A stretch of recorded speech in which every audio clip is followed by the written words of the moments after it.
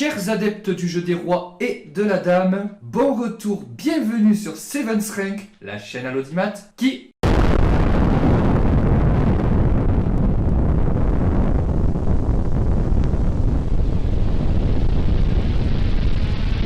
Ravi de vous retrouver toutes et tous, chers amis, en ce mois de frimaire avec aujourd'hui une petite arnaque dont vous me direz des nouvelles. Arnaque extraite de la partie de aujourd'hui maître international australienne, né en 1991 et classé à ce jour 2417 Elo, donc quelqu'un qui joue beaucoup mieux que moi, ça va sans dire. J'ai nommé Junta Ikeda, j'espère que je prononce bien. Donc sans plus tarder, venons-en à la position du jour et je vous souhaite un excellent visionnage. Nous sommes à la 47e Double Cup d'échecs en Australie le 11 avril 2009 et Junta Ikeda, classé 2261 Elo à l'époque, est opposé à Saptarshi Roy Chaudhuri, un grand maître international indien. Alors si on fait notre traditionnel petit DPE, diagnostic de la position échiquienne, de quoi se rend-on compte? Junta Ikeda avec les blancs semble complètement perdu. Les noirs ont en effet un pion de plus, qui plus est deux pions passés, qui plus est liés, qui plus est à une case du bonheur chacun.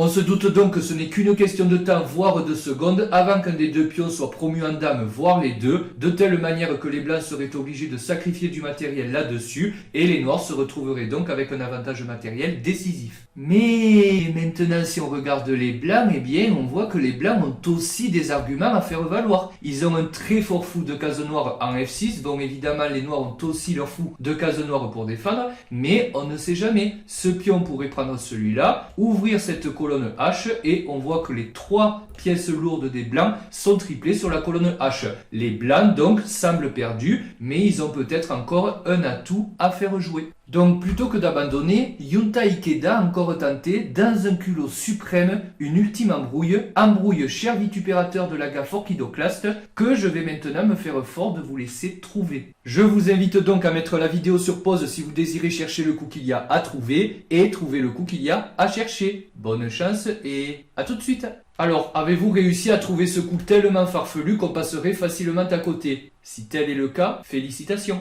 L'idée blanche toute simple, c'est H prend G6, j'ouvre la colonne H, si H prend G6, évidemment, dame H7, échec et mat, et si c'est le pion F qui reprend, alors la dame D7 ne contrôle plus la case H7, c'est l'idée de mettre le fou en G7, de bloquer la dame de la défense du pion H7, et cette fois il y aurait dame H7, échec et mat. Seulement ce coup fou G7 est très mauvais, et avec un peu de sang-froid on pouvait réfuter la variante. Les noirs pouvaient en effet faire tranquillement une dame, pour l'instant on ne va pas toucher au fou G7, et après H prend G6, ouverture de la colonne H, cette fois on va récupérer le fou G7, et maintenant quoi que fassent les blancs, c'est perdu pour eux. Par exemple, G prend H7, alors on va aller cacher le roi en H8. Sur dame prend H7 échec, pas de panique, le roi s'en va sur F8 et vous voyez, il va transiter par E7, D8, C8, etc., etc.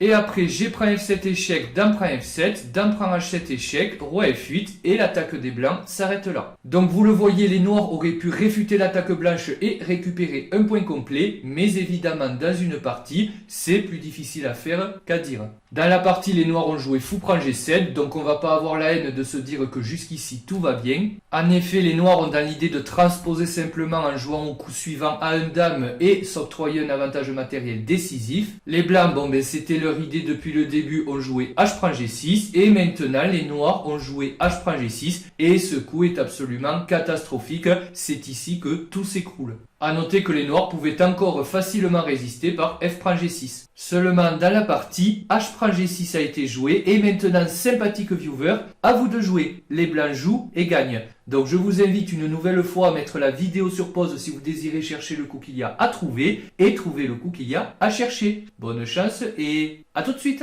Et dans cette position, les blancs ont joué. Très bien, dame H8, échec, boum, sacrifice de dame. Alors les noirs s'attendaient sûrement à du dame H7 échec, mais que nenni, la dame va une case plus loin, c'est pour ça qu'on a ouvert la colonne H, et maintenant les noirs ont abandonné sans attendre, fou prend H8, tour prend H8 échec, roi G7 coup forcé, tour 1 H7 échec et mat. Une splendide combinaison finale placée sous le signe de la providence. Sacrifiez vos pièces, Kaïsa reconnaîtra les siennes. Écoutez, cette vidéo que j'ai toujours pris autant de plaisir à faire est maintenant terminée, donc j'espère qu'elle vous a plu. Si c'est le cas, pouce bleu comme d'habitude et un petit commentaire d'encouragement, vous serez au top et moi j'apprécie toujours. Échéquistes de tous les pays, abonnez-vous et moi je vous dis à très bientôt pour une prochaine vidéo.